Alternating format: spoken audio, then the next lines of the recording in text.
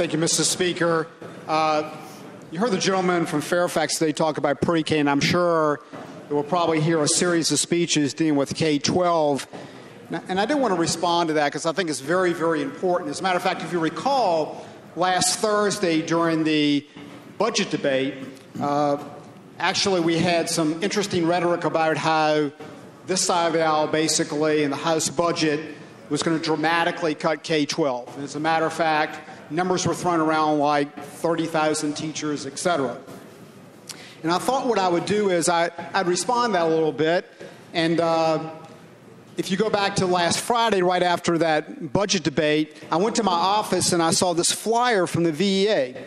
And it was interesting that the rhetoric seemed to sort of match the rhetoric on the floor. And here's what the flyer said. It said, "Stand up for public education. The General Assembly is preparing to cut $1.8 billion from education funding." That means 34,000 education employees, or 1 in 6 educators, will lose their jobs, and it will destroy public education as we know it.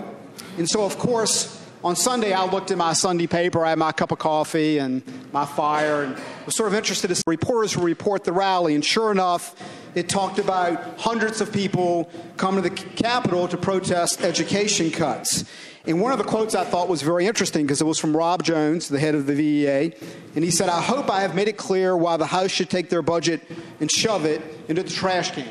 Certainly a very calm and rational remark, only topped by this remark at the rally. Another person noted that the legislature was voted to raise the speed limit to 70 miles per hour on rural interstates.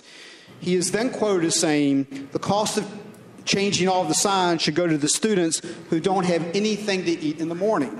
Now, what's curious about that statement is that we didn't cut, of course, the school lunch program or the breakfast program. The charge is just outright false. And I thought to myself, well, should I really say something? Because, frankly, those numbers are so exaggerated and, frankly, so silly, they border on being untruthful. But I've learned a lesson down here.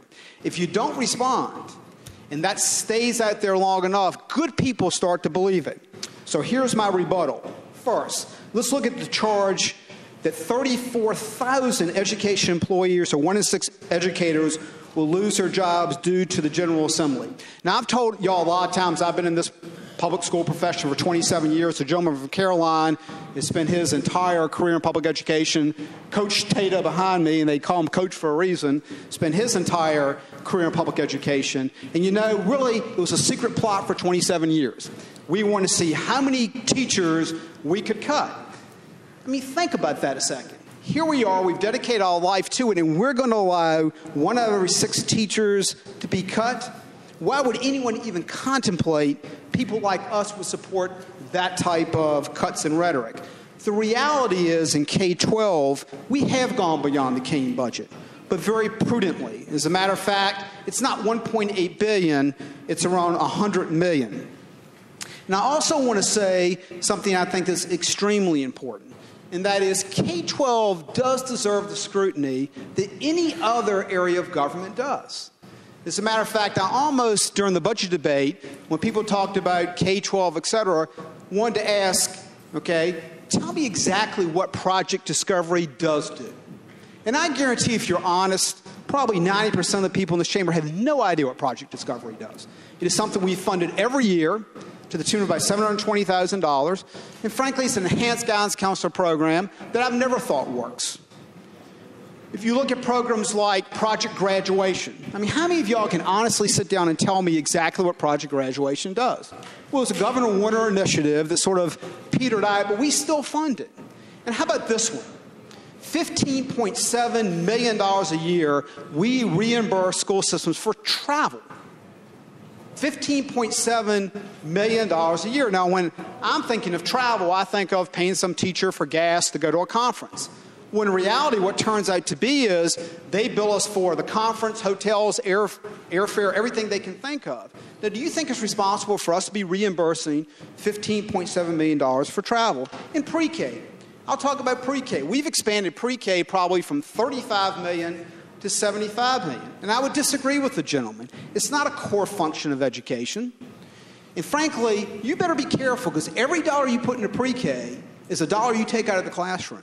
And I would say the studies are very, very mixed, especially when you get to that 8th grader, that 11th grader. Those results go down dramatically. And as a matter of fact, a lot of the pre-K studies basically find that if the child is truly free lunch and truly in poverty, it has some effect. Studies really don't support much beyond that. So I would refute that pre-K has been the be-all, end-all. And let me finish with this.